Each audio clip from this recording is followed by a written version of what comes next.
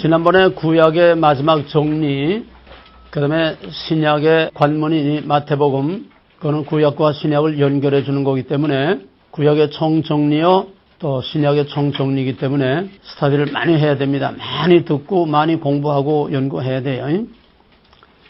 구약은 형태를 통해서 장차 나타날 보이지 않는 영적 실체를 내다보게 하는 겁니다. 신약은 구약에서 예언한 약속, 예언, 형태를 통해서 나타난 그 약속과 예언과 그 그림자를 성취한 거, 언약의 성취.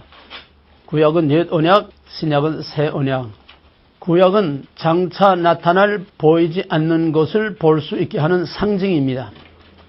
구약은 나타난 형태를 통해서 미리 내다보게 하는 예언이요, 약속이고, 신약은 그 예언의 약속의 성취. 구약은 그런 의미에서 옛 언약, 신약은 새 언약. 옛 언약은 실패, 새 언약은 완성. 옛 언약은 왜 실패했냐? 하나님이 실패할 언약을 준 게 아니라 인간이 실패한 거예요. 그래서 보다 더 온전케 하기 위한 계시의 점진적인 발전의 원리 때문에 구약은 실패를 통해서 궁극적으로 인간의 자기 의로는 하나님의 의를 이룰 수 없다고는 그걸 알고 깨닫고 하나님의 의 앞에 나와서 무릎 꿇게 하는, 이것이 실패로 끝난 옛 언약 구약의 목적이에요. 구약의 목적은 실패에 있어. 실패함으로써 실패할 수밖에 없는 인간의 자기 의로는, 인간의 자기 주장으로는 실패할 수밖에 없다고 하는 것을 아담의 타락으로부터 유다의 멸망까지 끊임없는 실패를 확인시켜 줌으로써 그리스도를 통해서 나타날 하나님의 의 앞에 인간의 자기 의를 포기하게 만드는 것이, 이게 구약의 목적이고 옛 언약의 목적이고 율법을 주신 목적이라는 거예요. 구약은 또 보이지 않는 장차 나타날 것을 나타난 형태를 통해서 미리 보여주는 상징. 구약은 다 상징이요. 나무도 상징, 돌판도 상징, 언약궤도 상징, 왕국도 상징, 왕도 상징, 선지자도 상징, 다 상징이야, 구약은. 그러나 그것이 신약에서는 실체로 나타나는 거예요. 실체로. 그리스도 안에서 구약의 모든 상징이 실체로 다 나타나서, 그것이 구약의 마지막 결론, 마지막 포커스를 맞춰놨던 구약의 마지막 집중된 마지막 총정리가 뭐예요? 구약이 뭐로 끝났어? 무슨 주제로 끝났어? 메시아의 재림? 재림? 구약의 마지막 총정리가 뭐예요? 다시 오시는 재림 예수. 소선지서 마지막 구약 총정리 어디다가 다 집중을 시켜놨어? 구약의 심볼이 뭐예요, 마지막에? 성전. 예. 구약의 모든 언약, 왕국, 또 희생제사, 율법, 피언약, 뭐든지 다 구약은 성전에서 다 결말이 돼서, 성전의 결말. 성전으로 다 집중시켜서, 그 성전이 뭐냐? 장차 나타날 예수 그리스도. 그 성전이 희생제사를 통한 구속의 완성, 언약의 완성, 성취, 또 임재, 통치, 왕국. 성전은, 예수 그리스도는 성전의 피의 구속의 기능을 그리스도께서 다 하시고, 성전 완성. 또 하나는 성전은 하나님의 임재, 통치, 교제를 나타내는 왕국의 모델이라고 해서 성막. 그 두 가지가 그리스도 안에서 전 구약의 성전과 왕국의 이 모든 예언과 약속이 그리스도 안에서 다 완성될 것을 마지막 내다보게 하기 위해서 전 구약을 성전에다 다 집중시켜서 구약을 결론지고 끝낸 거예요. 그것이 이제 신약에 와서 그리스도로 말미암아 성전의 기능과 왕국이 완성되고 성취가 되는 겁니다. 신구약의 관계를 잘 알아야 돼요. 구약은 형태, 신약은 본질, 구약은 상징, 신약은 실체. 구약은 율법을 지킴으로, 이건 강제적이요. 행위요, 형태요. 율법을 지키기만 하면 됐어, 구약은. 좋든 싫든, 속은 뭐 어떻게 생겼든, 하여튼 율법을 범하지만 않으면 됐어. 그러나 신약은 그게 아니야. 속사람 자체가 변화가 돼야 돼. 율법의 행위가 아니라 그 행위의 근원이 되는 그 바탕, 본질, 속사람이 변화돼야 되고, 이제는 실제로 자기 삶으로 보여줘야 되는 실제적인 관계. 율법은 행위 자체의 의미가 있고, 신약은 속사람 자체가 변화됨으로써 하나님과의 관계가 새로워져야 돼. 관계란 삶이고, 관계란 실제야. 구약의 이스라엘은 혈통적, 신약 이스라엘은 볼 수 없는 영적인 하나님 백성. 구약은 정치적 통치, 신약은 영적 통치. 구약은 장래를 내다보는 거야. 그러나 신약은 그 현실화된 거예요. 그런 의미에서 신약은 굉장히 도전적이고 아주 압박을 해, 푸싱을 해. 구약엔 여유가 있어. 장차 나타날 것을 바라보는 여유가 있어. 근데 신약은 아니야. 이제 여기 나타났다. 그러니 이제는 행동으로 결단하고 행동으로 이제 체인지가 돼야 된다. 아주 강력하게 푸싱하는 거예요. 이제 완전히 체인지를 독촉하는 겁니다. 그런 의미에서 신약은 실제 삶의 변화를 요구하는 거지 뭐 장래에 나타날 걸 바라보는 그런 믿음이 아니라는 거예요. 전망이 아니라 현실, 실제. 그래서 주님께서는 새술은 새 푸대에, 구약은 낡은 푸대, 낡은 술, 신약은 새술, 새 푸대다. 완전 체인지를 말하는 게. 이거는 리포메이션이 아니야. 리포메이션은 기왕에 있는 그 틀을 바꾸는 거야. 그냥 있는 그 틀을 약간 바꾸는 거야. 종교개혁은 종교개혁인데 그 종교개혁이 아니야. 루터는 리포메이션이야. 조금 바꾸자. 잘못된 건 조금 바꾸자. 루터가 주장했던 거는 리포메이션이야. 루터는 그렇게 엄청난 일을 저지르려고 했질 않았어. 뭐 잘못된 걸 좀 바꾸자. 이렇게 95개 조항 갖다 붙이고 이런 거 잘못된 걸 고치자. 리포메이션이야. 근데 칼빈은 그거 아니야. 캐톨릭 자체를 완전히 100% 부정해. 이게 아니다. 이게 아니고 이거다. 그게 바로 예수의 복음이야. 칼빈의 개혁은 개혁이 아니야. 리볼루션이야. 리볼루션은 기존 가치를 완전히 부정하는 거야. 공산주의는 리포메이션이 아니야. 리볼루션이야. 그러니까 공산주의는 기존의 전통적 가치와 권위와 역사와 주권과 전면적으로 다 부정해. 지금 정북 세력들은 대한민국을 국가로 인정하지 않아. 대한민국은 미제국주의 침략 아래서 신음하고 고통당하고 있는 해방의 대상이야. 미제국주의의 노예 생활을 하고 있는 해방의 대상이지 대한민국은 국가가 아니에요. 주권을 인정 안 해. 헌법 인정 안 해. 그러니까 고의적으로 의도적으로 자꾸 법을 짓밟는 거, 헌법을 짓밟는 거야. 국가의 정체성을 인정하지 않아. 대통령을 인정하지 않아. 노골적인 그런 표현을 하면은 국민들로부터 등을 돌리니까 그는 언어적 표현을 안 하는 것뿐이지 실제 그들의 모든 주장은 대한민국 자체를 부정하고 국가 자체를 부정하고 헌법 자체를 부정하고 대한민국 정체성 자체를 부정하고 대통령 자체를 부정하는 인정을 안 하는 거예요. 저들의 조국은 조선민주주의 인민공화국이야. 남한은 해방의 대상이야. 노예들이 노예, 미제국주의 침략자들의 노예, 가진 자, 배운 자들의 기득권자들의 노예야. 그 성경으로 말하면 애굽에 종살이 하고 있는 거라는 거야. 해방의 대상이라는 거야. 여기서 자유주의 신학이 모세처럼 문익환이라든지 무슨 빨개 목사들 있잖아. 이것들은 무슨 사제단 하는 것들 이런 빨개 이것들은 바로 저희들이 모세라는 거야 지금. 모세처럼 사로잡히고 눌린 자들을 이 압제해서 해방시키자는 그런 정당성을 주장하면서 과학병 촛불 집회를 하고 제주도 해군기지 데모를 가서 하고 저희들 나름대로 모세와 같은 정당한 정의를 행사하고 해방의 투사로 지금 목숨을 바친다는 거야. 전혀가 애를 놔도 할 말이 있다고. 우리 이런 상황을 올바로 직시해야 돼. 한국은 지금 볼 수 없는 영적인 실체가 볼 수 있게 나타난 게 오늘 한국의 사태예요. 그러니까 오늘 한국의 사태와 오늘 종말의 사태와 성경과 이 세 가지가 하나로 얽혀져야 우리 눈이 열려있고 살아있는 거예요. 이걸 보지 못하고 하나만 보면 그건 눈뜬 소경.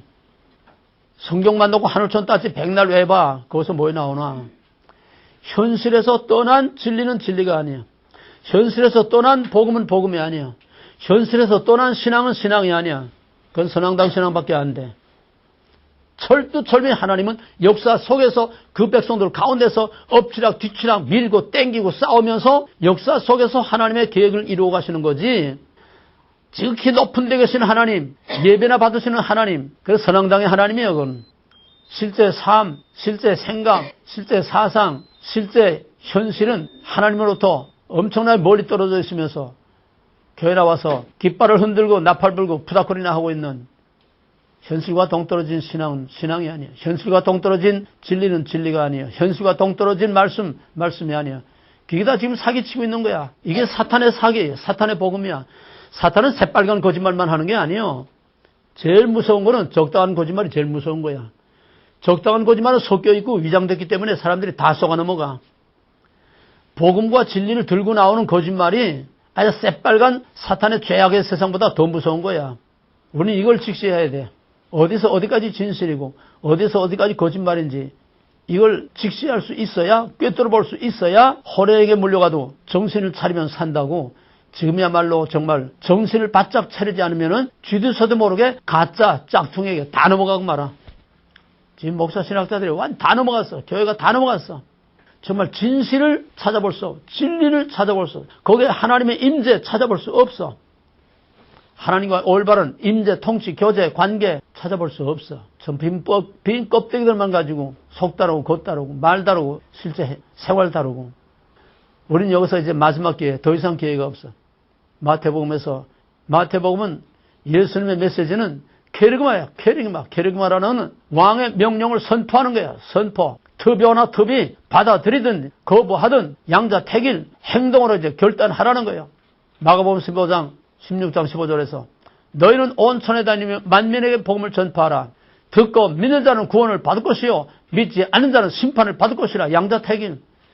이젠 막판 이제 더 이상 밀릴 데 없고 몰릴 데 없고 더 이상 물러날 수 없는 막다른 코너에다가 몰아놓고 지금 결단을 촉구하는 거예요. 이게 예수 그리스도의 마지막 복음이에요. 그게 뭐냐?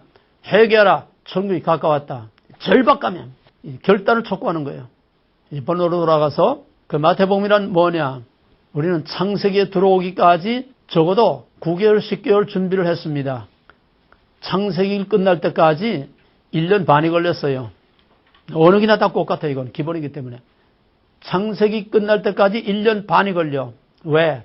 창세기 1장 1절을 들어오기 위해서는 그만한 준비가 필요하고 창세기 1장 1절과 1장 1절의 확대로서의 창세기는 전 성경의 얼굴이요 간판이요 전 성경의 타이틀이기 때문에 창세기를 모르고서는 성경을 알 수 없고 창세기 안에 모든 원리와 본질이 다 들어있기 때문에 거기에 압축되어 있기 때문에 창세기를 모르고서는 나머지 성경을 안다고 할 수가 없어. 원리와 본질을 모르고 안다는 건 전 거짓말이요. 빈 껍데기다 속임수요. 창세기가 전 성경의 압축이면 또 창세기 압축은 1장, 2장, 3장. 1장, 2장, 3장 압축하면은 2장, 3장, 2장, 3장 압축하면은 창세기 1장, 1절. 그래서 창세기는 전 성경의 얼굴 간판, 창세기 1장 1절은 전 성경의 얼굴이요 간판이듯이 마태복음 똑같아. 마태복음 새 시대에 마태복음 1장 1절이 창세기 1장 1절과 맞먹고 마태복음이 창세기와 맞먹고 그러므로 마태복음만 하면은 창세기는 신약은 다 한 거나 마찬가지죠. 그만큼 마태복음은 신약의 중심이고 신약의 본질이고 신약의 압축이고 신약의 얼굴이고 간판이다. 여기서 우리는 마지막 찬스. 성경이란 무엇이냐? Who is God? 신약이란 무엇이냐? Who Jesus is? 전 성경에서 마지막 여기 뚜껑을 여는 것이 바로 마태복음 1장 1절. 나머지는 그 확대요. 신약은 전부 마태복음 1장 1절에 확대요. 그래서 우리는 마태복음이 무엇이며 마태복음 1장 1절이 무엇인가 여기서부터 신약의 뚜껑을 이제 열게 되는데 말라기가 맨 마지막 구약의 마지막으로서 이제 앞으로 암담한 카오스 하늘이 닫히고 하나님의 계시가 없고 최악의 혼란의 상태가 이제 오는데 그 어둡고 깊고 길고 먼 이 암흑의 시대를 통과하기 위해서는 뭔가 아침이 온다고 하는 약속을 바라보는 희망이 있어야 돼.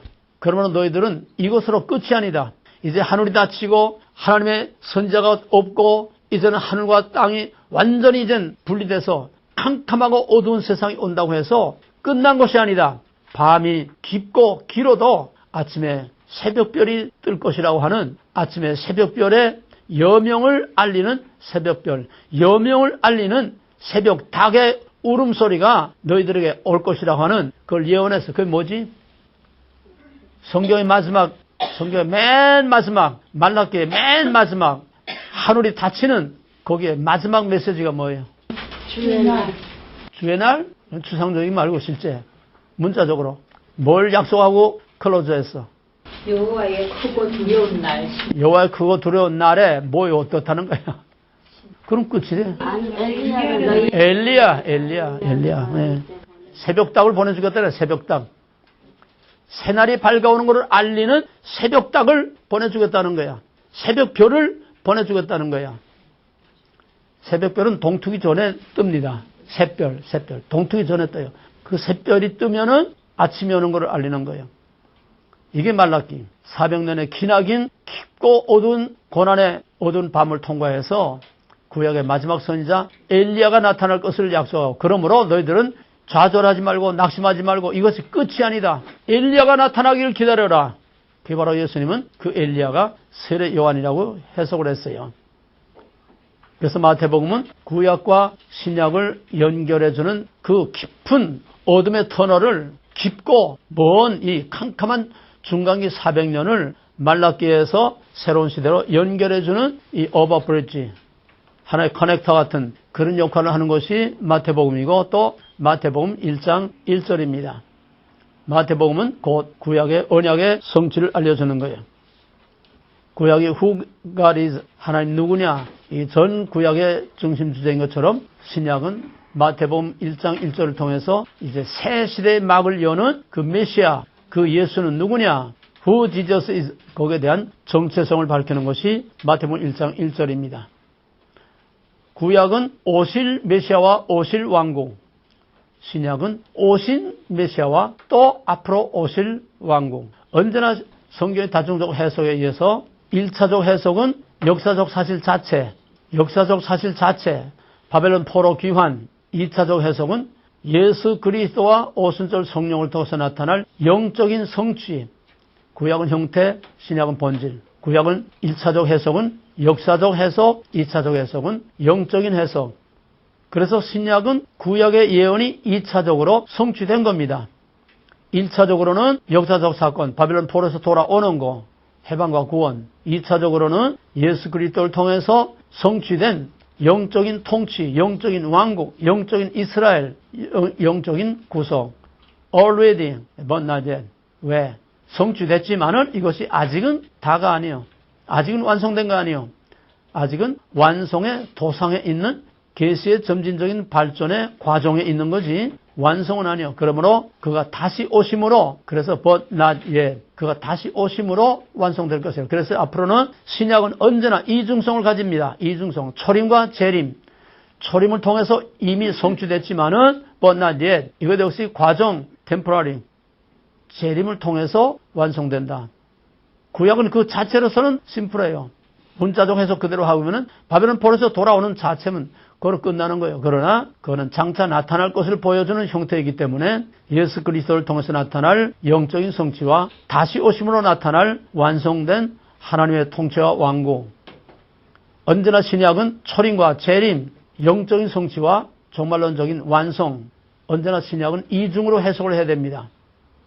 그러면서 마태복음 1장 1절은 구약과 신약을 이어주는 오버브리지, 연결, 고리가 되는 거예요. 연결, 고리. 예수가 누구냐? Who God is, Who Jesus is. 연결, 고리가 바로 마태복음 1장 1절입니다. 구약은 오실 왕, 신약은 오신 왕.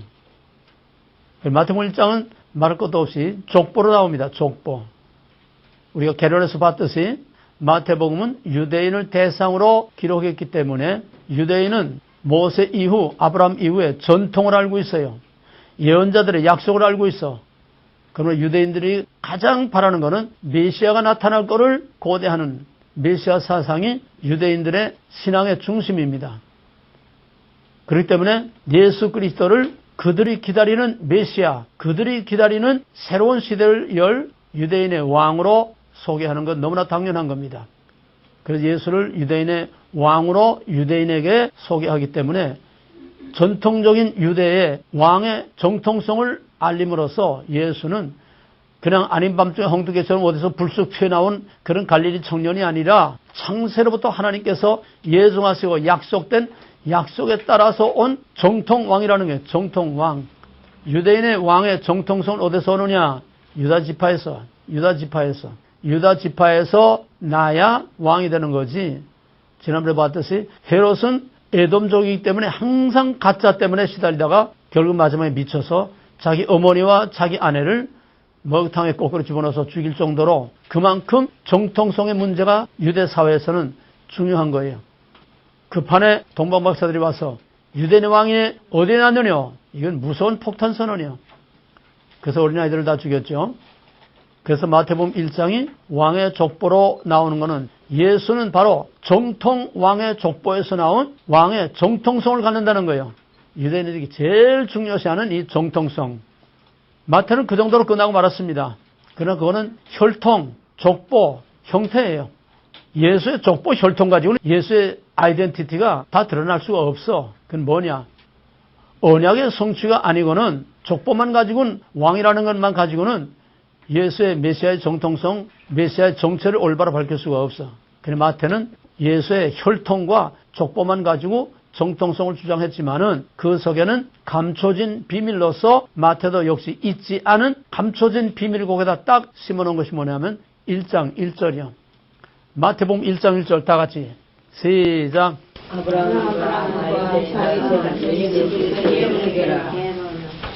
창세기 1장 1절 다 같이 시작. 그럼 마태복음 1장 1절은 뭐냐? 창세기 1장 1절과 맞먹는 who God is, 하나님의 정체성, who Jesus is, 예수의 정체성, 그 안에 성경이 다 있는 거예요. 그걸 밝혀주는 것이 구약에서는 창세기 1장 1절, 신약에서는 who Jesus is의 정체성을 밝혀주는 것이 바로 마태복음 1장 1절. 예수가 누구냐? 거기에 대한 대답을 하는 것이 마태복음 1장 1절인데 그 이하에서는 형태로 나타난 혈통과 족보만 말했지만은 1장 1절 안에 또 감춰진 비밀은 뭐냐면 언약의 성취라는 거예요. 유대인들에게 있어서 제일 중요시하는 것은 언약이야. 언약사상. 언약의 근거가 없으면 이거는 날태기하다. 아무리 왕의 혈통을 가졌다고 해도 약속의 성취가 아니라고 하면은 유대인들이 믿질 않아. 그래서 여기서 마태는 거기까지 그 속에 감춰진 본질, 형태, 보이지 않는 언약까지 밝히진 않았지만은 1장 1절에서 여기에 그 언약 사상의 깊은 뿌리와 본질을 확실하게 심어둠으로써 예수 그리스도가 누구냐 하는 그리스도의 정체성을 확실히 밝혀. 그는 창세로부터 하나님께서 예정하신 언약의 성취로 왔다는 거예요. 언약의 성취. 자, 그럼 좀 더 직접 마태복음 1장 1절로 들어가서 첫째는 혈통을 통한 정통성, 둘째는 언약의 성취라는 거예요. 마태복음 1장 1절에 나타난 who Jesus is, 예수의 정체성은 첫째는 혈통을 통한 왕의 족보를 통한 정통성, 둘째는 언약의 성취라는 거예요. 예수는 언약의 성취로 왔다는 거예요. 이건 빼도 박도 할 수 없어. 언약의 성취라면. 그럼 예수가 무슨 언약의 성취로 온 거냐? 아브라함과 다윗의 자손 예수 그리스도의 세계라. 그 세계라는 거는 어떤 새로운 세상이나 그런 세상, 월드 뭐 이런 게 아니고 족보의 족보. 그러나 그걸 우리가 언약사상으로 보게 되면은 예수는 아브라함의 언약의 성취로 왔다는 거예요. 그럼 아브라함 언약은 뭐죠? 아브라함 언약이란 씨와 땅의 언약. 씨와 땅으로 뭐 한다는 거예요? 궁극적으로 씨와 땅의 언약은 무슨 언약? 하나님의 뭐? 글쎄, 그러니까 씨와 땅의 언약은 궁극적으로 무슨 언약이냐고? 왕국 언약이지. 씨와 땅으로 뭐해? 왕국 만드는 거예요. 그러므로 아브라함 언약은 왕국 언약이고 왕국을 어떻게 이루느냐? 씨와 땅을 통해서 이룬다는 거예요. 씨와 땅은 수단이고 목적은 왕국이에요. 아브라함 언약은 왕국 언약. 그 왕국 언약을 어떻게 이루느냐? 씨와 땅의 언약. 땅은 통치, 왕국. 씨는 백성, 구속. 내가 내 자손으로 이 땅에 돌아와서 이 땅으로 돌아오게 하리라. 씨와 땅의 언약. 그걸 어떻게 약속을 했어요? 그걸 뭘 어떻게 약속을 했어? 400년 만에. 그냥 말로? 어떻게 약속을 했어? 아브라함의 언약은? 쪼개는 언약. 아브라함 언약은 뭐로 증거로 세웠어? 쪼개는 언약. 무지개 언약. 쪼개는 언약. 뭐로? 왜 말하는데 다른 사람들은? 나는 전체 대답을 요구하는 거야. 왜 대변인 없어? 한 사람 말해도 못 들은 척 하는 이유는 전체가 이걸 확인하는 대답을 하라는 거예요. 입으로 시인하고 안다는 확인하라는 거예요. 언제 대변인에게 맡기고 그냥 군중 속에 파묻히는 게 제일 비겁한 거예요. 힘으로 보세요. 대답할 때. 아브라함 언약은 쪼개는 언약이다. 쪼개는 언약은 무슨 언약? 쪼개는 목적과 의미는 뭐예요? 쪼개는 언약이 어디서 나와? 할례? 그건 쪼개는 언약에 대한 수락의 언약이고 할례는 쪼개는 언약의 근거와 뿌리 어디서 나와? 쪼개는 언약이란 또 다른 말로 하면 무슨 언약이야? 쪼개면 왜 쪼개? 왜 쪼개? 쪼개는 게 뭐예요? 쪼개는 의미가 뭐예요? 자기 저주, 자기 포기, 자기 저주. 또 하나 쪼개는 의미가 거기에 또 있어. 뭐야? 쪼개면 어떻게 돼? 피. 예. 거기에 구속결에 다 있는 거예요. 예. 노아 언약의 자기 저주. 또 노아 언약의 피의 언약. 피는 피로. 그것이 아브라함 언약에서 쪼개는 것으로 가시화되고 구체화된 거예요. 그러면 예수는 아브라함 언약의 성취로 왔다. 그러면 예수는 뭐하러 온 거냐? 쪼개지러 온 거예요. 왜? 자기 저주. 왜? 피가 있어야 구속이 되니까. 성경에 짝이 없는 게 없어. 이 날태기들이 도대체 원인도 없고 뿌리도 없고 씨도 심지 않은데 그냥 열매만 따먹으려고 오직 예수, 오직 십자가 이 날태기같이 짝이 없는 거는 가짜예요. 뭐든지 성경에는 원인이 있고 결과가 있고 약속이 있고 성취가 있고 짝이 있어. 짝이 없는 십자가. 그게 지금 전부 다 날태기 가짜 십자가로 다 지금 둔갑을 하고 있는 거예요. 십자가의 그 심각한 의미를 몰라. 아브라함 언약 없는 예수 가짜야. 요즘 전부 다 가짜 예수를 팔아먹고 있어. 아브라함 언약 없는 예수 팔아먹고 있어. 피의 언약 없는 예수 팔아먹고 있어. 자기 저주, 자기 포기 없는 예수 팔아먹고 있어. 그게 전부 사기라는 거야. 도대체 이해할 수가 없어. 그 기라성 같은 전 세계에 내놓으라 하는 신학교들이 그리 많은데 왜 신학교에서 이 본질과 원리를 왜 가르쳐주지 못하냐 이 말이에요. 전부 다 문자적인 형태, 주석도 문자, 신학도 문자, 전부 나타난 문자, 형태 이거밖에 말을 못하니까 목사들이 나쁜 게 아니에요. 근본적으로 신학자들이 나쁜 거예요. 그러니까 여기에 들어가는 신학교에서 배울 수 없는 이 박사 후 과정을 지금 하는 거예요. 얘네들은. 최고 수준이야. 이상 수준은 없어. 이게 어떤 공부인데 그냥 들락날락 하면서 그냥 왔다리 갔다리만 해. 파고 들어가서 여기다 목숨 걸고 파고 들어가도 시원치 않은데 살이 되고 피가 돼. 귀에 꽂고 살아야 돼. 이걸 눈이 빠지게 연구를 하고 고민을 하고 씨름을 하고 다시는 기회가 없어. 예수는 아브라함 언약의 성취로 오신다. 그런 말 다 했잖아. 그것도 신약이야. 신약 얘기 다 한 거야. 또 하나 아브라함은 누구냐? 아브라함 언약은 왕국 언약이기 때문에 아브라함은 왕이야. 왕. 족장은 왕이야. 족장은 왕이야. 이삭도 왕이야. 야곱도 왕이야. 창세기의 족장은 장차 나타날 왕을 보여주는 거예요. 왕. 그러므로 아브라함 언약은 왕국 언약이고 아브라함 언약은 구속 언약이고 아브라함 언약 안에 성전 즉 임재 통치 교제라고 하는 왕적 통치 왕국이 있고 아브라함 언약 안에 피로 죄를 구속하는 성전의 기능이 다 있어. 이 감춰진 나타나지 않은 비밀을 보지 못하면은 성경을 보는 재미가 없어. 이걸 보면은 성경이 너무너무 재미가 하나 보면 쫙쫙 열려. 아브라함 언약 안에서 성전을 보고 아브라함 언약 안에서 왕국을 보고 아브라함 언약 안에서 예수를 보고 아브라함 언약 안에서 시내산을 보고 아브라함 언약 안에서 갈보리를 보고 아브라함 언약 안에서 오순절 성령 아브라함 언약 안에서 교회를 보고 다 봐야 돼. 보여 안 보여? 이 보통 어려운 거 아니에요. 그러니까 보통 머리를 싸매고 공부하고 연구하지 않으면은 그러니까 들어가면 한 번 들어가지고 어림도 없어. 두 번 들어도 안개 속이 희미하게 보일 듯 말듯 보일 듯이 보이지 않는 보일 듯 말듯 세 번 들어야 조금 보일까 말까. 나머지는 여러분들이 여기에 파묻혀 살아야 돼. 일단 눈이 열리기 시작하면은 살 맛이 나고 믿을 맛이 나고 성경 볼 맛이 나고 남하고 이야기할 맛이 나. 콸콸 나와. 훤히 보여. 가장 중요한 거는 뚜껑이 열려야 돼. 뚜껑. 깨닫는 영에 뚜껑이 열려야 돼. 모태신앙이야 나도. 내가 소경처럼 살다가 60평생을 성령 받고 은상하고 별짓 다 했어. 그만 가지고 안 돼. 진리의 영이 열려야 돼. 진리의 눈이 열려야 돼. 내가 여러 번 얘기했지만 난 목사 되고 나서도 계속 하나님과 싸웠어. Why? 나를 왜 대충으로 깡통처럼 만들어가지고 이번에 이렇게 고약한 성미를 만들어가지고 사랑난 말도 못하게 만들어가지고 왜 이렇게 만들었냐? 왜? 쟤는 제가 안다는 거야? 근데 어느 날 바울이 담에 속에서 눈이 멀 정도의 빛을 보고 벼락을 맞았듯이 하나님의 주권이라는 이 벼락을 맞으니까 그때부터 눈이 열린 거야. 그때부터 창세기 계시록까지 다 보이고 세상이 다 보이고 마귀와 눈, 헌이 다 보이고 하나님 보여. 결정적인 이 순간을 위해서 약복강의 야곱처럼 붙들고 씨름을 해. 하나님 나는 언제나 보입니까? 목숨 걸고 씨름을 해. 이 절박함이 없어서 그래. 간절함이 없어 그래. 나는 이런 거 달라고 해본 적도 없어. 왜? 모르니까. 뭐가 뭔지 모르니까.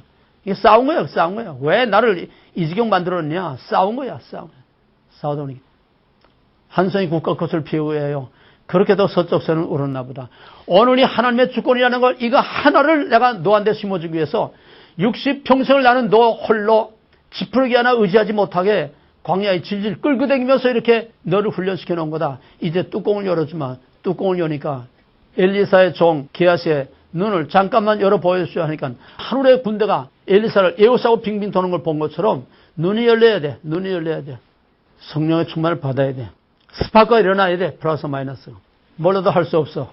몰라도 서당계도 3년에 풍을한다고 자꾸 들으면은 계속 알던 모르던 계속 들으면은 서서히 희미하게 자기도 모르게 뭔가 그의 몸에 배고 서서히 열려. 문제는 듣질 않아 그래. 듣질 않아 그래. 귀에 꽂고 살아야 돼. 평생 귀에 꽂고 살아봐. 언젠가 어느 날인가 밤에서 바울처럼 눈이 열릴 때가 와. 눈에 비늘이 벗겨질 때가 와.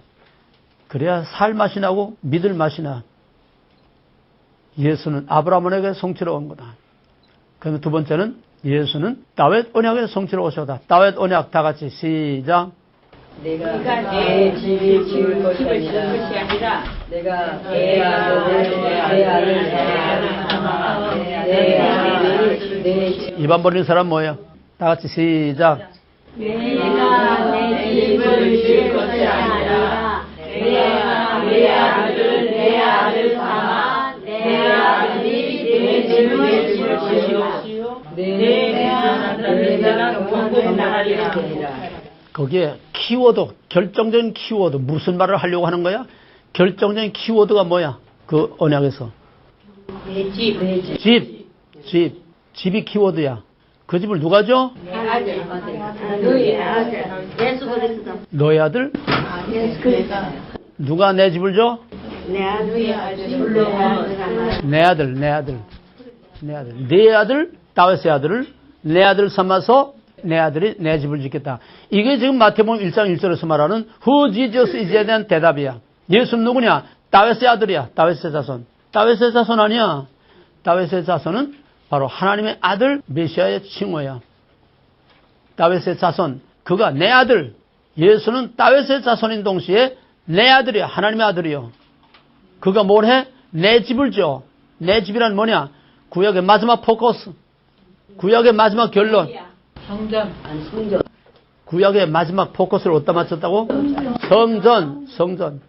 그러므로 예수는 다윗 언약의 성취로서 그 다윗 언약의 집을, 하나님의 집을 지러 온 거야. 성전은 뭐 두 가지? 제물, 제사장. 그건 구속, 성전, 제물, 제사장, 제사. 그 성전의 기능, 성전. 또 성전 또 하나 뭐야? 성전이란 성전의 정체성, 성전의 본질. 신해산 성막을 할 때 다 얘기했잖아. 진성소하고 성전이란 임재통치. 신해산에서 성막으로 내려오잖아. 임재통치는 뭐야? 왕국. 이건 깊이 심어놔. 성전은 구속으로서의 피의 제사를 드리는 구속으로서의 성전의 기능. 예수는 단번에 성전의 기능을 다 완성한 성전이라고 하는 하나님의 집을 지은 자야. 성전이라고 하는 구속이라고 하는 성전을 지은 자야. 하나님의 집을 지은 자야.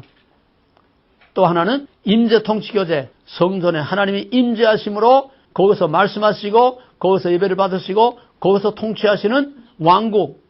그러므로 예수는 왕국을 이루기 위해서 하나님의 집, 왕국이야. 하나님의 집, 성전. 하나님의 집은 성전과 왕국 두 가지. 그 다윗의 언약을 성취하러 온 다윗의 자손이고 또 하나님의 아들로서 성전, 하나님의 왕국을 지러 온 자예요. 그러면 아브라함 언약과 다윗 언약의 성취면은 예수에 대해서 신약에 대해서 더 이상 설명할 게 없어. 초림, 재림 다 들어가 이게. 이해가 되겠어요? 이만큼 마태복음 1장 1절은 전 신약 성경을 통해서 예수가 누구며 그가 무엇을 할 것이며 그가 오신 목적이 뭐냐 1장 1절로 완벽하게 다 설명이 되는 거예요. 창세기 1장 1절이 전 성경을 대변하는 것처럼 마태복음 1장 1절은 전 신약을 다 대변하는 거다. 그러니까 구약의 마지막 선자들이 성전으로 모든 구약의 언약과 구약의 예언과 모든 걸 성전에 집중시킨 것처럼 이 성전이 마태복음 1장에서 그는 아브라함 언약과 다윗 언약의 성취로 하나님의 집, 성전과 왕국을 이루러 오신 분이다. 그러면 얘기는 다 끊어요. 전 구약이 다 성취되는 거고 하나님의 모든 계획과 약속이 다 성취되는 거예요. 예수 그리스도 안에서.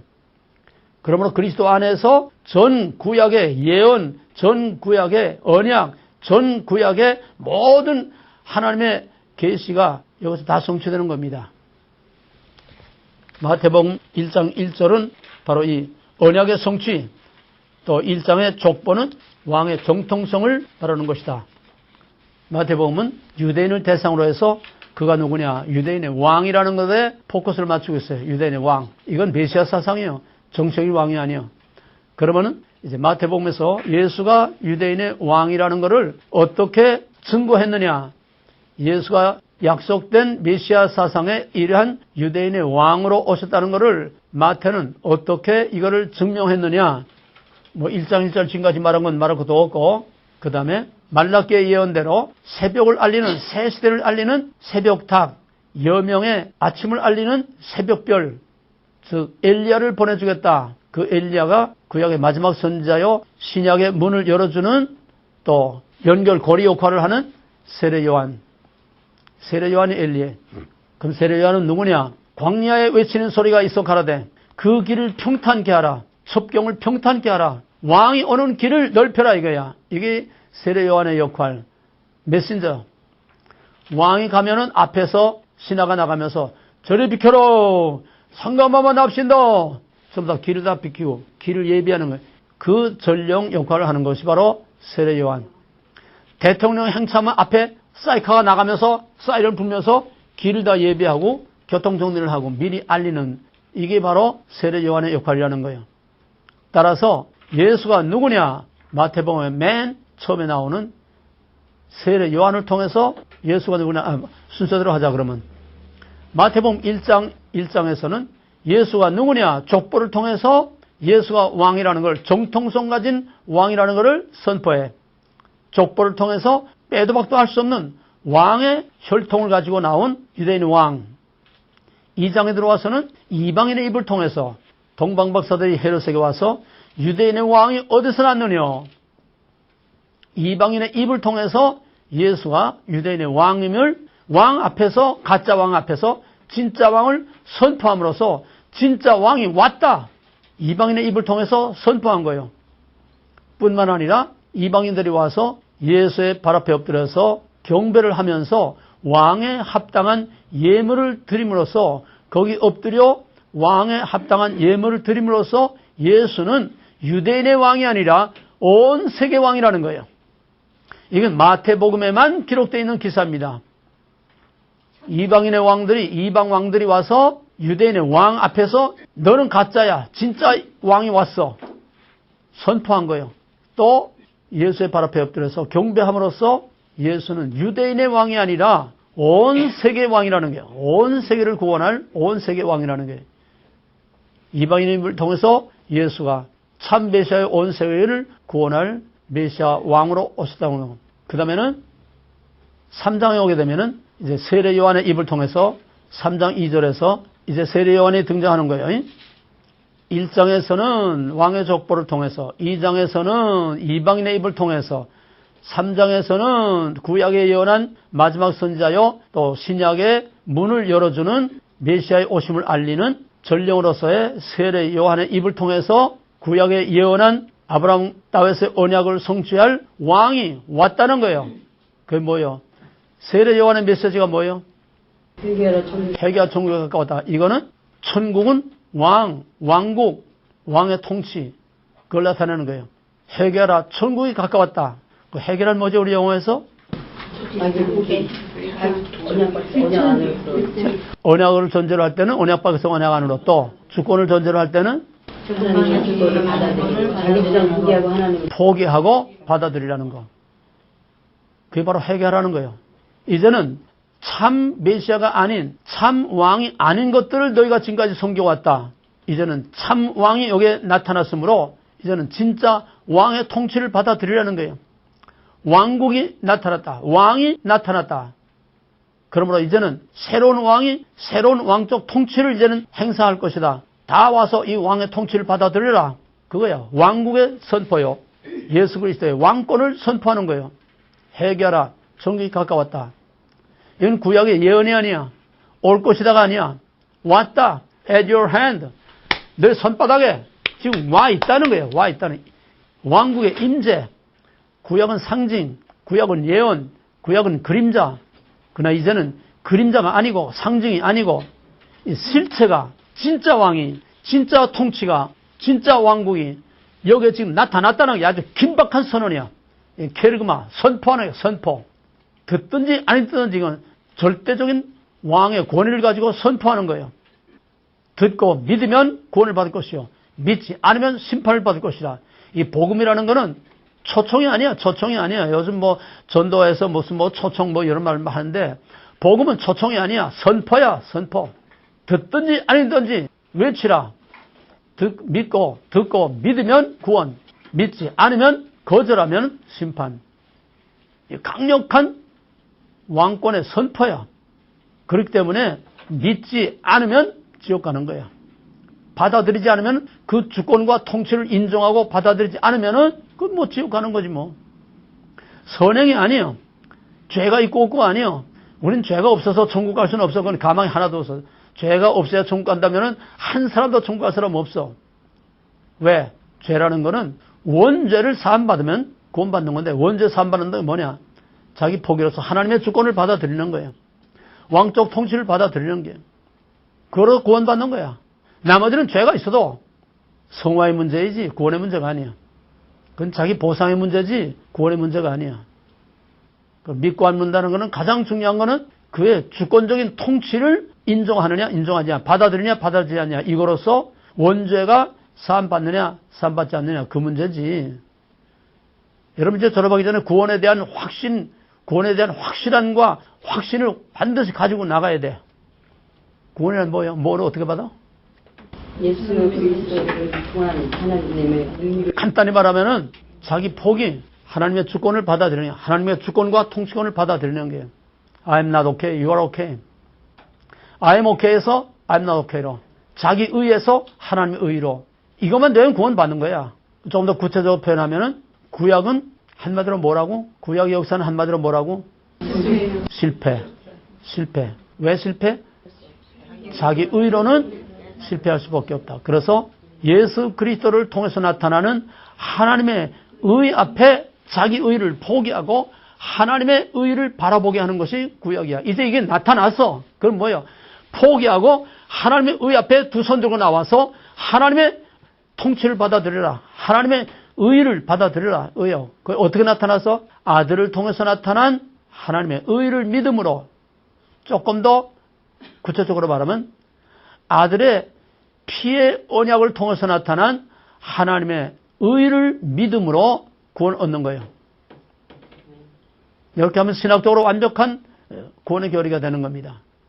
그걸 압축하면은, 생략하면은 하나님의 주권적인 통치권을 받아들이는, 예수 그리스도를 통해서 나타난 하나님의 주권적인 통치를 받아들이는 거예요. 그건 이론이 없어. 협상이 아니야. 선택의 여지가 아니야. 취사 선택이 아니야. 포기와 수용, 그 두 가지뿐이야. 자기의 포기하고 하나님의 의 받아들이는 거. 그러므로 너의 의가 서기관과 바리새인의 의보다 낫지 않으면 결단코 천국에 들어가지 못하리라. 자기 의와 하나님의 의는 먹으라고 먹지 말라 이 얘기예요. 그 다음에 이제 3장에 들어와서 세례 요한이 좀 더 구체적으로 나는 누구며 예수는 누구냐. 사람들이 세례 요한을 엘리야로 알고 세례 요한을 사람들이 다 추종하고 따라 나오니까 세례 요한이 자기 정체를 밝혀야 돼. 자기가 전하는 예수의 정체를 확실하게 밝혀야 돼. 나는 물로 세례를 주거니와 내 뒤에 오시는 이는 불과 성령으로 세례를 줄 것이요. Who Jesus is? 그는 누구냐? 불과 성령으로 세례를 줄 그는 누구냐? 그는 타작마당에서 키를 들고 손에 키를 들고 알곡과 죽정이를 나누어서 알곡은 곳간에 죽정이는 영원한 불못에 던질 자다. 심판과 구원의 메시아로 올 왕족 통치를 선포하는 겁니다. 그는 심판과 구원을 이루실 왕족 통치를 행사할 왕으로 오신 유대인의 왕이요 메시아라는 거예요. 믿고 받아들이면은 구원을 받을 것이요, 믿지 않으면은 심판을 받을 것이라고 하는 알곡과 쭉정이 심판하는 권세. 그 다음에 이제 3장 16절 이하에 오게 되면은 세례 요한의 증거가 아니야. 이게 지금 무슨 얘기하고 있어? 내가 지금 이 얘기하는 주제가 뭐예요 지금? 예수님의 왕되심 증거. 예수의 왕되심을 증거하는 거야. 마태가 지금 예수의 왕되심을 증명하는 거야. 증거하는 거야. 그러면 3장 16절 이하에 오게 되면 이제는 하늘이 증거해. 하나님이 증거해. 세례를 받고 물에서 올라올 때에 하늘이 열리고 성령이 비둘기같이 임하며 이는 내 사랑하는 아들이라 너희는 저의 말을 들으라. 그건 바로 하나님이 보내신 왕이라는 거예요. 하늘에서 보낸 왕이라는 거예요. 인간이 선출한 왕이 아니에요. 인간에 의해서 세워진 왕이 아니에요. 하나님이 보내신 왕이므로 무조건 다 받아들여야 되는 거예요. 하나님이 예수의 왕되심을 증거했어.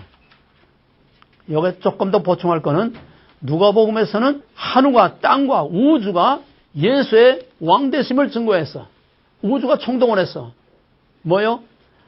하늘에 수많은 천군 천사들이 그의 오심을 알리고 보라 내가 큰 기쁨의 소식을 전하노라.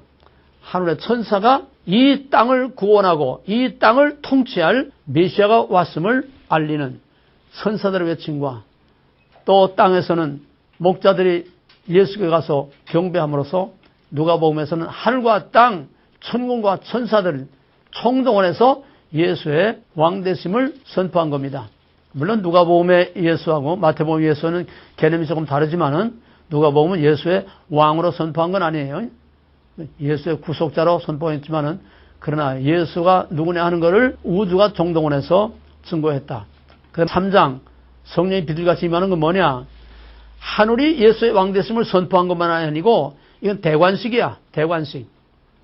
예수의 왕에 임명하는 대관식이요. 마치 창세기 2장에서 하나님의 대행자로서의 아담에게 정복하고 다스리는 권세와 권위를 씌워주는 왕관을 씌워주는 에이전트의 왕관을 씌워주는 장엄한 동물의 사열 그와 마찬가지로 모든 사람들이 보는 앞에서 그는 하나님이 보낸 왕이라고 하는 왕관을 씌워주는 것이 바로 이 대관식의 장면이에요. 그러면 4장에 오게 되면은 성령의 세례와 충만을 받고 그러면 광야로 나가서 마귀에게 시험을 당해. 이건 뭐냐면 제1라운드에 이 땅에 오자마자 이제 마귀와의 싸움이 시작되는 거예요. 전쟁이 시작되는 거예요. 1라운드 전쟁에서 마귀가 하나님의 말씀을 들고 나왔지만은 결국은 세 번 다 마귀의 권세를 물리치고 사탄아 물러가라. 저가 물러감으로 예수님의 승리, 예수의 승리를 선포할 뿐만 아니라 천사가 와서 예수를 수종들더라. 천사가 예수를 수종든 것은 하나님이 보내신 하늘의 왕이라는 거예요. 또 마귀를 이긴 승리자라는 거예요. 이것이 장차 뱀의 머리를 밟고 승리할 것을 미리 보여주는 겁니다. 1라운드에서 마귀를 이기고 승리한 영적인 통치권을 행사하는 왕이라는 것을 4장에서 보여준 겁니다. 그 다음에 5장에 오게 되면은 산상수훈은 뭐냐? 이제 왕이 왔다. 이제 왕국이 여기에 나타났다. 그러므로 이제 왕의 통치를 받아들여라. 시내산에서 나는 너희 하나님, 너희는 내 백성. 피로서 언약을 세우고 이제 내 왕국이다. 그러므로 너희는 내 백성으로서 나의 왕국의 법을 지켜야 된다. 시내산 율법선언, 그것은 곧 하나님의 왕권 선언이고 하나님의 왕국을 선포하는 것이고 하나님의 왕국의 헌법이에요. 이것이 이제 신약에 와서 이제 예수 그리스도가 왕으로 오심으로 이제는 나의 왕국에는 나의 법에 따라 살아야 된다. 내 백성은 나의 왕국의 법에 따라 살아야 된다. 이게 산상수훈. 이게 시내산 율법이 예수 그리스도 안에서 업그레이드 된 겁니다. 이 새 언약, 새로운 율법, 구약의 율법은 강제법, 신약의 율법은 자율법보다도 차원이 높은 거예요. 그 산상수훈은 바로 예수 그리스도의 왕국의 헌장, 왕국의 헌법을 선포함으로써 명실공히 하나님의 왕국이 그리스도를 통해서 여기에 나타났다는 걸 증거하는 겁니다. 그 다음에 이제 12장에 오게 되면은, 그 다음에 8장에 오게 되면 이제 7장까지 산상수훈이죠. 5, 6, 7장 산상수훈. 그럼 8장에 오게 되면은 이제 산상수훈은 끝나고 Who Jesus is? 뭘 나타내느냐? 8장에 오면은 맞바로 귀신을 내어쫓고 물로 걸어가는 그 장면을 통해서 예수는 모든 마귀를 다스리는 영적인 왕이요, 또 물 위로 걸어가고 바다와 바람을 잠잠케 하는 창조의 주권자시요, 우주적인 왕권을 가지고 오신 분이라고 하는, 하늘과 땅을 다스리는 자라고 하는 그거를 이제는 8장 이후에서는 예수님의 행동, 예수님의 능력, 예수님의 기사와 표적을 통해서 Who Jesus is, 그가 행하는 일을 통해서 그가 누구인가를 증거하는 거야. 증명하는 거. 백문이 불여일견이라, 천만마디 말보다 행동으로 그가 누구냐 하는 것을 예수님 자신이 보여주는 겁니다. 전부 Who Jesus에 대한 대답이에요. 그 다음에 12장으로 오게 되면은 12장에서 예수님이 귀신 들린 자를 내쫓으니까 바리새인들이 저가 귀신의 왕 바알세불이 집혀서 귀신을 내쫓았다. 그러니까 예수님께서 귀신이 귀신을 내쫓으면 지방길에 싸우는 게 되겠느냐? 내가 성령을 힘입어 귀신을 내쫓는 것이면은 하나님의 나라가 이미 영에 나타났다. 하나님의 왕국이 킹덤 오브 갓, 하나님의 왕적 통치가 이미 나타난 거다. 그럼 뭐냐? 내가 귀신을 제어했으면은, 내가 마귀를 다스렸으면은, 성령을 힘입어서 마귀를 다스리면은 내가 바로 왕이요, 내 통치권이 나타난 거고, 내 통치권이 나타난 여기가 바로 하나님의 왕국이 나타난 거다. Presence Kingdom of God. 하나님의 왕국이 내 행하는 이 통치권 행사를 통해서 하나님 왕국이 나타난 거다. 예수님 자신이 확실하게 Kingdom of God, 하나님의 왕국의 임재를 여기서 선포한 겁니다. 그 다음에 이제 마태복음 9장에 오게 되면은 중풍병자를 네 줄에 달아서 이제 달아내릴 때에 예수님께서 그 중풍병자를 향해서 내 죄사함을 받았느니라. 그리고 거기 있던 유대인들이 참나마도다. 하나님 외에는 죄의 용서를 선언할 자가 없는데 내가 뭔데 내 멋대로 죄가 사함받았다고 선포하느냐. 그러니까는 예수님께서 내 자리를 들고 일어나 걸어가라는 말과 죄 사함을 받았다는 말이 어느 것이 더 쉽겠느냐? 어느 것이 쉬워? 자리를 들고 가라. 자리를 들고 걸어가는 누구나 할 수 있어. 그러나 죄 사함 받았다면 아무도 못해. 하나님 외에. 그러면 용서의 선언, 사죄의 선언을 하는 나는 누구냐 이거야. 나는 죄를 용서할 수 있는, 사죄를 선언할 수 있는 왕이라는 거예요. 하나님이라는 거예요. 요한복음에서 나와 아버지는 하나이다. 내가 하나님이다. 요한복음은 신성을 강조하니 그렇게 직접적으로 표현했지만은 마태복음에서는 예수를 왕으로 소개하기 때문에 내가 죄 사함을 선언할 수 있는 왕이라는 거예요. 고대 국가에서는 왕이 죽을 자도 용서하면은 살고, 살 자도 왕이 명령하면 죽는 거예요. 살고 죽는 권세가 왕에게 있어. 그러므로 예수님께서 죄 사함을 선언했다면은 그가 곧 죄를 사할 수 있는 왕이라는 거예요. 이렇게 해서 마태복음은 시종일관 예수가 왕 되심을 선언하는 것이다. 그러면 그 왕이 어떤 왕이냐? 좀 더 구체적으로 한 단계 더 업그레이드해서 이제 예수가 왕이라는 건 선포돼서 증명이 됐어요. 수없이 다 증거가 됐어. 이제 그러면 마태가 말하는 유대인의 왕, 그 왕은 어떤 왕이냐? 고난받는 왕이라는 거예요. 여기 역설적인 진리가 있는 거예요. 여기에 유대인들의 오해가 여기 있는 거예요. 예수님의 제자들이 마지막 순간까지, 아니 부활한 후에 부활하신 예수님을 보면서까지 사도행전 4장에서 사도행전 1장에서 끝까지 당신의 나라가 언제 이루어질 것입니까? 당신이 언제 진짜 왕노를 할 겁니까? 당신이 언제 진짜 왕국을 이룰 겁니까? 동문서도 같은 질문을 승천 직전까지 예수의 제자들까지 오해했던 유대인의 오해, 그건 뭐냐? 형태상으로 나타난 정치적인 지상의 정치적인 왕으로 오해했다는 거예요. 바로 이 오해를 막기 위해서, 여기 쐐기를 받기 위해서 마태는 예수가 유대인의 왕이지만은 정치적인 지상의 다윗의 왕국의 재현이 아니라는 거예요. 예수는 그 지상의 정치적인 다윗의 왕국이 아니라는 거예요. 예수는 고난받는 왕이라네요. 왜? 아브라함의 언약의 성취를 위해서, 다윗 언약의 성전의 기능의 성취를 위해서 예수는 죽어야 하는 자요. 예수는 쪼개져야 되고, 예수는 자기가 포개되어야 되고, 예수는 저주 아래 매달려야 되는 바로 고난받는 왕이라는 것을 창세기 3장 15절 뱀의 우선은 여자의 우선에 발꿈치를 상하는 고난, 피를 흘리는 고난, 공격을 당하는 고난, 맞아 죽어야 하는 고난, 바로 예수는 고난받는 왕이라고 하는 거. 이사야서에서도 말하고 있고 성경에서 많이 예언하고 있어요. 그러나 또 그 예수는 어떤 예수냐, 어떤 왕이냐, 그는 고난받는 왕이지만은 고난으로 끝나는 그런 실패하는 왕이 아니라 최후에 승리하는 왕이라는 게, 승리하는 왕. 다윗이 모든 대적을 다 쳐서 물리친 그 왕같이 궁극적으로 모든 원수와 마귀들 다 쳐서 물리칠 그런 승리하는 왕. 1차적으로는 십자가에서 뱀의 머리를 밟음으로 영적 통치권을 행사함으로 영적으로 승리하는 왕.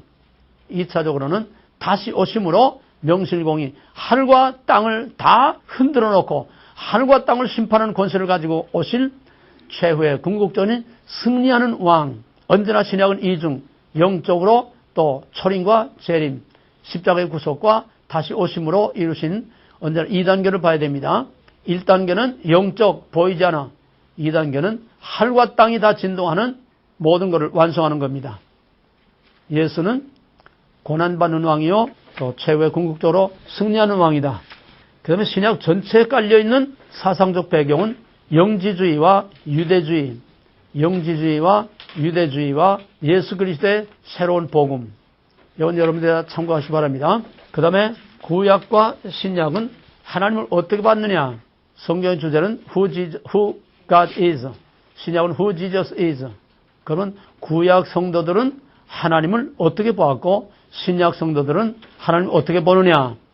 구약의 신과는 오실 하나님, 오실 왕, 장차 나타날 것을 보여주는 거예요. 오실 왕에 대해서 예언하고 있는 거예요.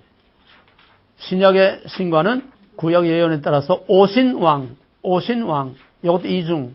이미 오셨고 또 오실. already, but not yet.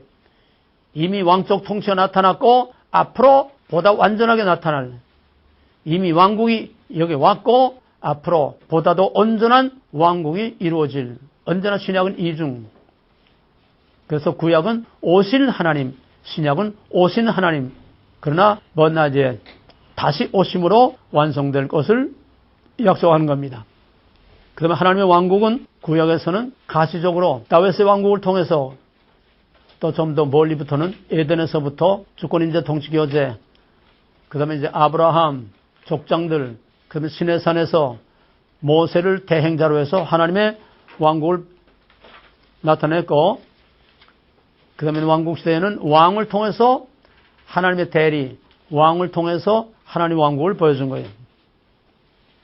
그러나 그리스도 안에서는 영적인 통치권을 통해서 지금까지 쭉 설명한 대로 그리스도의 왕국이 나타났다. 해결하 천국이 갖고 왔다는 것은 하나님의 왕국이 이미 여기에 나타났다. 하나님의 왕적 통치가 이미 나타나고 있다. 내가 왕으로 지금 통치권을 행사하고 있다. 귀신을 내쫓고 병자를 고치고 전부 다 왕의 통치권 행사예요. 예수님 병 고친 건 다 왕의 통치권 행사예요. 그 다음에 또 신약의 하나님의 왕국은 어떻게 보느냐. 여기 이제 오스만 쿨만은 하나님의 왕국을 already but not yet, 이걸 또 다른 형태로 표현을 했어요. 좀 재미있게. 그게 뭐냐. D-Day와 V-Day. D-Day와 V-Day. D-Day는 뭐예요? D-Day라는 건 뭐예요? 우리 그런 말 가끔 하지? D-Day. D-Day가 뭐예요? 왕국이 나타나요. D-Day가 뭐야? 왕국이 나타나요. 아니, 그렇게 해석 말고 글자 그대로 D-Day를 뭐라고 그래? 우리가 보통 D-Day, D-Day 그런 말을 쓰는데 그 결정의 날, 결정의 날, 여럿이 말하니까 누가 말 모르겠어. 한 사람, 결정의 날, 결정의 날, 또 약속의 날. 우리 경희, D-Day가 뭐야? 똑같아요. 똑같아요. 결정적인 순간, 예? 군대로 말하면 총공격, 그 순간이 D-Day야. 총공세. 6월 25일 새벽 5시, 새벽 4시 북한으로서는 그거 D-Day야. 결정적인 순간. 예수님이 오시는 그게 D-Day야. 그러니까 초림을 D-Day로 본 거야. 구약의 예언이 성취되고 새로운 시대가 열리는 새로운 왕국 통치가 이루어지는 이걸 D-Day라고 그랬어. 굉장한 긴박감이 있는 거고 도전적이고 결단을 촉구하는 거야. 왕국이 왔다. 이제는 그 통치를 받아들여라. 해결하라. 여기 왕국이 왔다. 왕이 왔다. 왕적 통치가 나타났다. 이 D-Day라는 게 D-Day. 이미 왔고 이젠 D-Day가 우리에게는 이젠 D-Day가 아니고 이거는 과거야. 우리에게는 이미 오신 왕이니까 과거야. 그럼 이제 우리가 남은 건 뭐야? V-Day. V-Day는 뭐야? 빅토리. 빅토리 데이야. 이제 그때 모든 왕적 통치가 완성되고 왕국이 완성되는 이제 결정적인 완성의 순간, 결정적인 최고의 승리의 순간, 빅토리 데이가 이제 우리 앞에 온다는 거예요. 우리는 D-Day는 이미 먼 과거야, 이제는. 그러나 구속적으로, 개인적으로는 그리스도를 영접해서 새 삶을 표현하는 그게 그 사람에게는 그게 D-Day야. 바울의 담에서 그 바울에게는 D-Day야.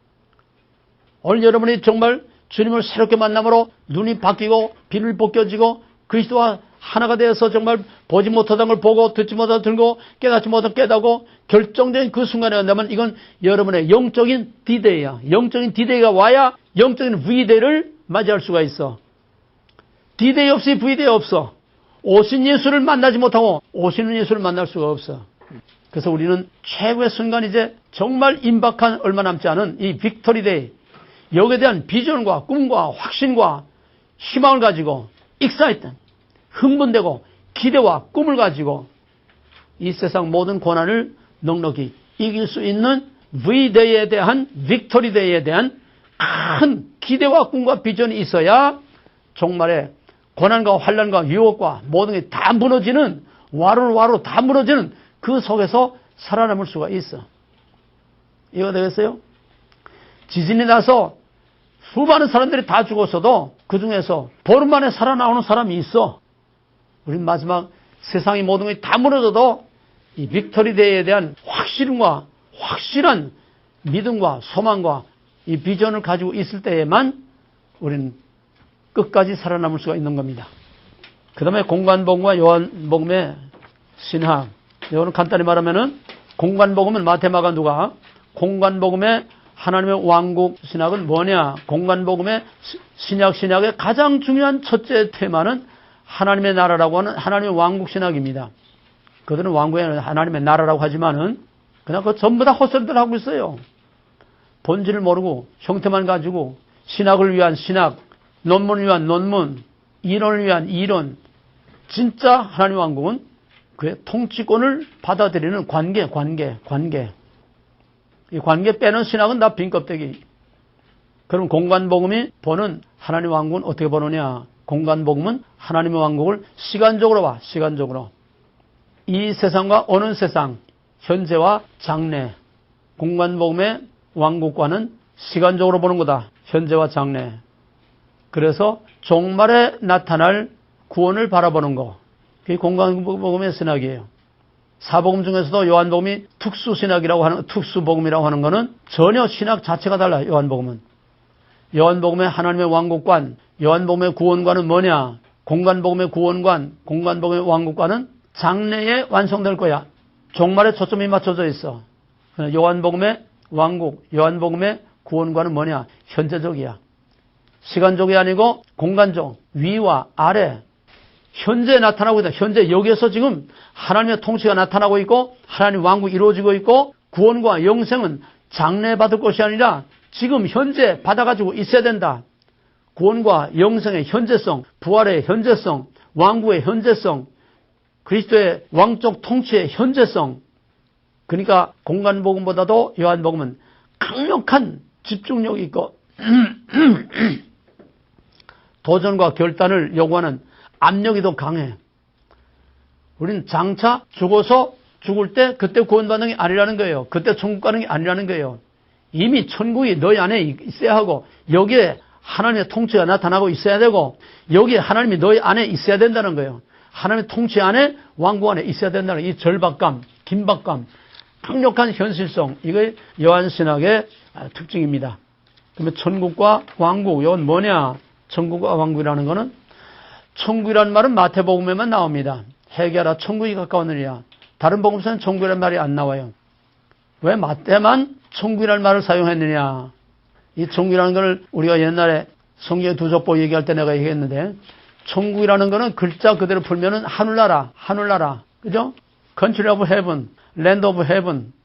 하늘나라예요, 하늘나라. 그 동양의 전통적인 민속신앙에 의하면은 하늘나라라는 거는 죽어서 가는 데야. 그건 연예인이 자살하고 죽어서도 하늘나라 갔다고 그래. 그지? 다 하늘나라 갔다고 그래. 뭐 하늘나라 가서 만난다고 그래.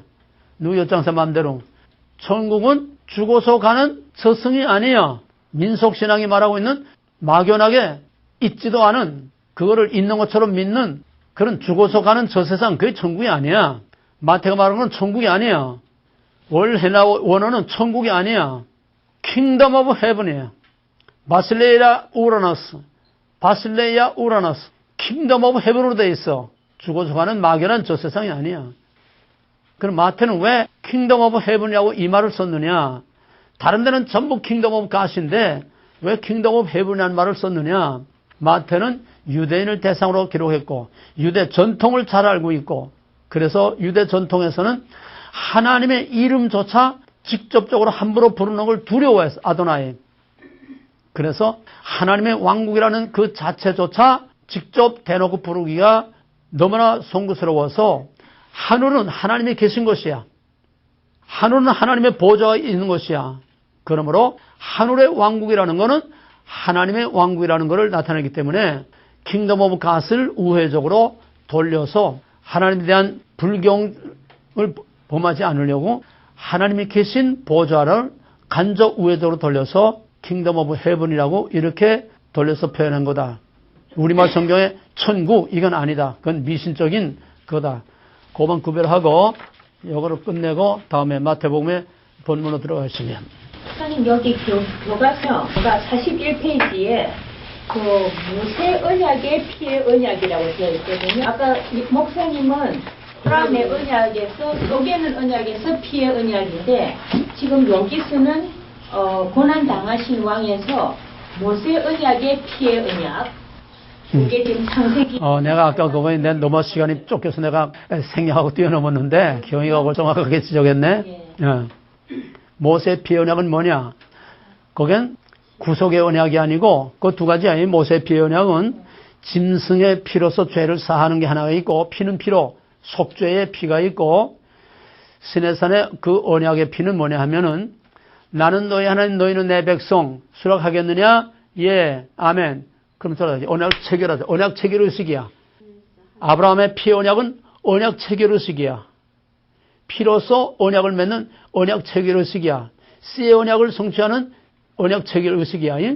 하나님 백성 삼겠다고 하는 거. 그것이 시내산 언약에서는 그 피를 반은 백성에게, 반은 여호와께 해막에 뿌림으로써 나는 너희 하나님, 너희 내 백성이라는 언약 체결, 그 피 언약을 말하는 거야. 예수 그리스도의 피 언약도 두 가지야. 하나는 아브라함의 쪼개는 언약으로서 속죄의 성전의 기능을 다하는 속죄의 피고, 이는 마지막 날, 이는 잔을 들고서 너의 죄를 속하기 위하여 흘리는 바 피로 세우는 언약이다. 이게 쪼개는 언약, 아브라함 쪼개는 언약이야. 그건 뭐냐? 동시에 피로서 죄를 속함으로 너희는 내 백성, 나는 너희 하나님, 너희와 하나님을 연결시켜주는 언약을 체결하는 거다. 그 두 가지 의미야. 죄 만찬의 피 언약은 두 가지야. 죄에 속하는 하나의 표시요, 또 하나는 하나님과 연합해서 하나가 된다고 하는 언약 체결. 그것이 시내산 언약은 그 두 가지다. 짐승의 쪼개는 언약에서 나올 때는 속죄의 피로서 죄를 속하는 거고, 그 다음에 해막에서 반은 백성에게 반은 하나님께 뿌린 거는 이제는 너희는 내 백성, 나는 너희 하나님 된다고 하는 언약 체결을 하는 거야. 그 예수의 피의 언약은 바로 이 두 가지 의미를 다 성취하는 거다. 기도합시다. 오늘 이 정말 너무나 깊고 깊은 신약과 구약을 전체 다 총정결한 이거를 이 시간 우리가 깨닫는 영을 주셔서 이 깊은 진리를 다 깨닫게 하시고, 또 깨닫는 데 대해서 오늘 이 말씀 받는 데에서 감사하고, 여기서 구약과 신약으로 우리 자신이 넘어오는 그림자를 통해서 실체로 예언을 통해서 성취로 우리 자신의 신앙이 이 턱을 넘어가는 그런 결정적인 순간이 되기 위해서 이제 한 목소리로 간단히 기도하겠습니다.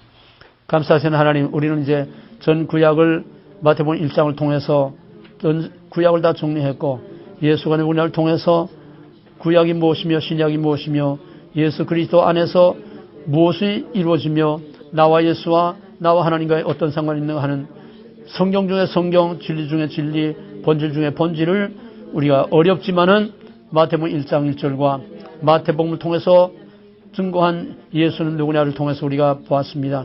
아버지 하나님, 이것이 우리의 머리로 끝나는 지식으로 끝나지 말게 하시고 정말로 임재한 하나님의 통치를 받아들임으로써 말씀과 성령 안에 임재하신 하나님을 우리가 만나고 교제하고 교통하고 하나님과 함께 삶으로써 정말 신약적인 성도가 되게 하시고 구약 성도에서 신약 성도로 이제는 그림자에서 실체로 이제는 그림자를 보는 것이 아니라 우리의 눈으로 예수를 보고 만나는 놀라운 변화가 우리 가운데 일어나게 하여 주시옵소서. 예수님을 감사하며 기도합나이다. 감사하며 기도합나이다. 감사하며 기도합나이다. 감사하며 기도합나이다. 감사하며 기도합나이다. 감사하며 기도합나이다. 감사하며 기도합나이다. 감사하며 기도